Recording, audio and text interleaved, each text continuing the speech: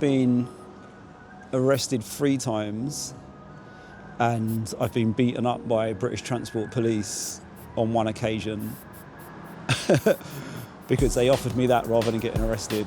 I think once it becomes legal, then it becomes boring.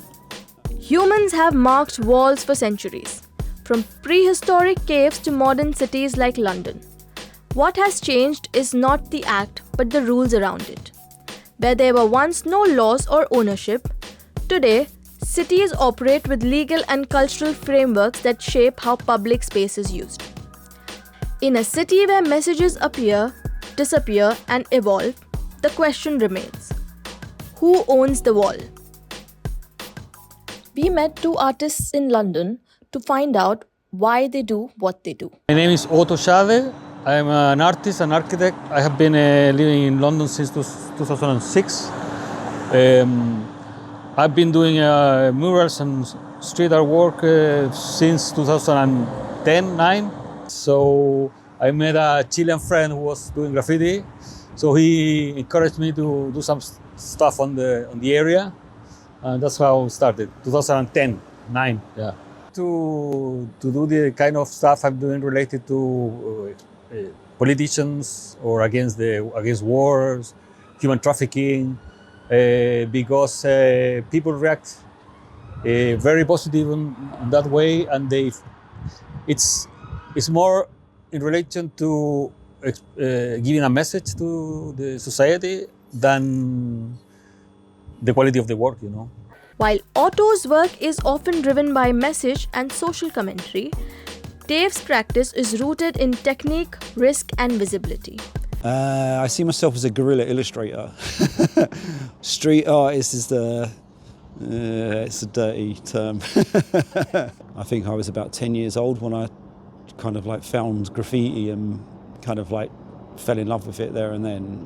And I've never really stopped. I've just kind of like changed from doing hardcore lettering to more character-driven storytelling. I got caught painting, just like getting my name up high over in Hackney when I was about 16 was the first time. The second time was, again, just trying to get my name up but using spray cans. Got unlucky, got caught, someone like phoned the police. And this is back in the days when if you phone the police, they come straight away. So I got nicked for that. Fourth time was British Transport Police, again breaking and entering, criminal damage, but they made a proposal that I could either get an ass kicking or get nicked, so I took the latter. And my knee's still busted 20 years later. But that was for doing graffiti. I know I've got friends of mine that are currently on the wrong side of the law at the moment for doing street art. But it's a bit of a grey area. I think it really depends on what it is you're painting. So with me personally, like with this particular style, there's no politics, there's no racism, there's nothing. It's just pure character design. And I feel that it's artwork that everybody can enjoy, as opposed to, a kind of like a political statement that's screaming something else out that could get you into an awful lot of trouble. So yeah, I think it's a bit of a grey area, but for me personally, I'm just, art's art and it's for everyone. Catherine works with communities, using street art as a way to teach, connect, and reinterpret public space. Generally, Monday to Friday, I teach. This is what the children do when we're doing our workshops. If you get down here about 12 until about 5, it's packed down here. Yeah? So Alan earlier was doing a workshop. So at 2 o'clock, Alan had 20 children lined up here painting. But once the law becomes involved, the distinction between physical space and intellectual ownership becomes less clear. What belongs to the property owner and what belongs to the artist? To explore that, we spoke to Professor Enrico Bonadio, an expert in intellectual property law. We need to distinguish between physical embodiment, physical medium and support, which belongs to the owner of the wall, right? And the owner of the intellectual property right, the copyright, the intellectual asset, who is the artist. The owner of the property can legally whitewash the mural if they don't like it. It could be the court of justice, it could be a private owner, a private house owner, right? As a matter of general principle. Then, of course, if the mural has an exceptional artistic relevance, in certain jurisdictions, it might be protected under heritage laws, right? And actually, other Banksys have been protected under heritage laws. We have already legal tools in the law. It will just be a matter for the judge in specific disputes to strike the better balance between two opposing interests: the right of artists to protect their works, their murals, on the other hand, the right of property owners. Copyright can arise also in relation to illegally created murals, and we know that graffiti and street art are still very much illegal.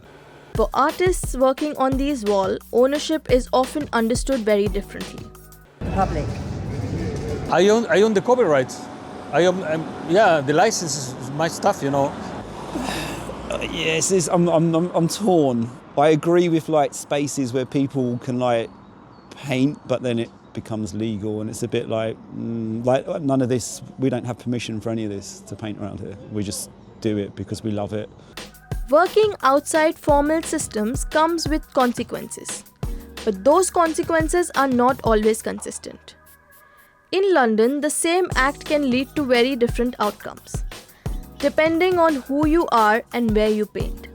Like there's nothing like climbing a rooftop and getting your name up on it. Like if that was legal, you wouldn't get this. There's no thrill, there's no excitement, there's no danger element. I think my personal thought. So I'm scared of heights, right? Terrified of heights, absolutely rubbish with it. A friend of mine who paints under the name of Trank, he does what we call high rolling, and so that's like rooftops and the sides of bridges and all that weird and wonderful stuff. It was a Friday evening. We were invited to an event that was being run by Central St Martin's in a warehouse in Shoreditch, and we were frisked on the way in because we were covered in paint, so they knew we were up to something. We broke onto the rooftop. We began painting. We got our names up. There's another famous graffiti crew called the IMG crew, which is the immigrant crew. They're all guys from like Croatia and Latvia and stuff. They turned up with ropes to scale the entire building. And as they began preparing, the owners of the event came onto the rooftop with security. Police were on the way, but we were literally just around the corner on the other side, quickly finishing our name. And as we were doing that, we turned around and we realised that maybe like 20 foot away from us was, I think it's the Virgin Hotel. It's like this 7-star hotel in Shoreditch, but the rooftop bar, everyone was just standing there going like that. So we're like, time to go, lads. And then as we came out the building, the police were coming in. So that's probably not the scariest, but probably the more that was definitely like an adrenaline rush, because I'm also terrified of heights, and I was like, shit, if I fall, it's a long way down.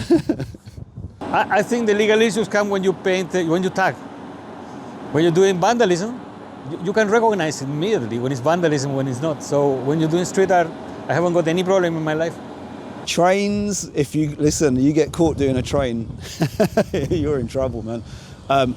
It tends to be the Bakerloo line is like the most bombed up. Yeah, so the Bakerloo line gets hit constantly. It's always getting hit. The Central line gets hit as well because all the depots are like outside and they're easy to access. A group of artists snuck in there one night and they took out the entire train station, so it was all over the news. But trains, I don't touch those anymore. And things like listed buildings, I've got a friend of mine who's in an awful lot of trouble for touching a listed building. Private, like never touch someone's private property, never, because you'll get a punch in the mouth. it is the owner of the physical embodiment. So it might not be interested, and that's a recipe for slow death of the mural, because then taggers will come, the weather elements, and the mural is doomed to erasure, right? If the owner of the property does not act to protect it. Street art continues to shape how people experience the city, challenging, reflecting, and sometimes redefining public space. The question of ownership remains complex. Property rights, artistic control, and public access all intersect on the same surface. But beyond the legal debate, these works still connect with the people who pass by them every day. And sometimes, in the middle of a city like this, you might just recognize something of yourself in them.